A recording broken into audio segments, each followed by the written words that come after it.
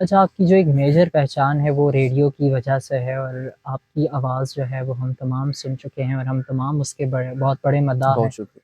तो ये बताइएगा कि रेडियो पर कैसे आए और एक आरजे के लिए आप क्या कहेंगे कि कैसे एक आरजे अपने आप को निखार सकता है? रेडियो पे हंगामी तौर पे ही आया हूँ मैं क्योंकि मुझे टीवी का शौक था और मुझे सच बात है कि पता भी नहीं था कि मेरी आवाज़ में अच्छी है, ये इसको एनहांस किया जा सकता है। तो फिर ये हुआ कि जिस वक़्त प्रोग्राम शुरू किया था ऑन स्क्रीन तो उसमें भी कुछ लोग आके ना बताते थे कि आपकी आवाज़ और आपकी टोन जो है वो आरजेज़ की तरह की है। लेकिन ख़ैर तब भी कोई इतना इंटरेस्ट नहीं था। फिर एक दफ़ा एक इंटरव्यू दिया था मैंने एजे के रेडियो पे ना और वो एक दोस्त थे। तो वहाँ पर एक ख़ातून थी वो मुझे मिली उन्होंने कहा कि आपकी आवाज़ बहुत अच्छी है, आप फ़लाँ-फ़लाँ तलफ़्फ़ुज़ दुरुस्त करें, ये करें, वो करें, तो बल्कि जाते हुए ऑडिशन भी दे के जाएँ।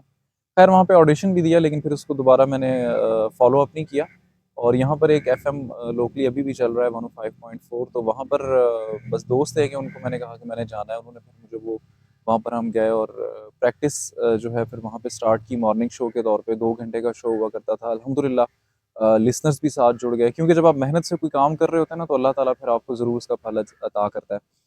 और मोहसिन सयाब साहब हैं रेडियो पे उन्होंने बड़ी हेल्प की मेरी और वो प्रैक्टिस ये था कि वो कहते थे कि आप ये शो पूरा रिकॉर्ड हम क्योंकि करते ही हैं रेडियो पे, तो ये आप साथ लेकर जाएँ और रात को इसको सुना करें, अपनी गलतियाँ खुद निकालें ना, उन्होंने कभी कोई गलती इस तरह निकाली नहीं।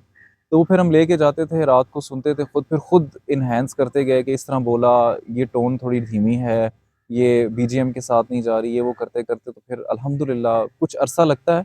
पहले तो आपको अपना अंदाज़ एनहांस करना पड़ता है और जब जहाँ तक आप वॉइस का पूछ रहे हैं तो वो प्रैक्टिस से खुद ही एनहांस हो जाती है। आपके पास जब मौके होते हैं, अब जब आप ऑन स्क्रीन होते हैं, आप अगर घर में भी प्रैक्टिस करते हैं, रिकॉर्ड करके बार-बार सुनते हैं, तो उसमें आपके पास ये ऑप्शंस होते हैं कि आप कभी भी ये मत समझें कि आप हरफ़े आखिर हैं, आपसे अच्छा कोई नहीं है या आप बस जो है जितना सीख लिया वो इनफ़ है आपके लिए।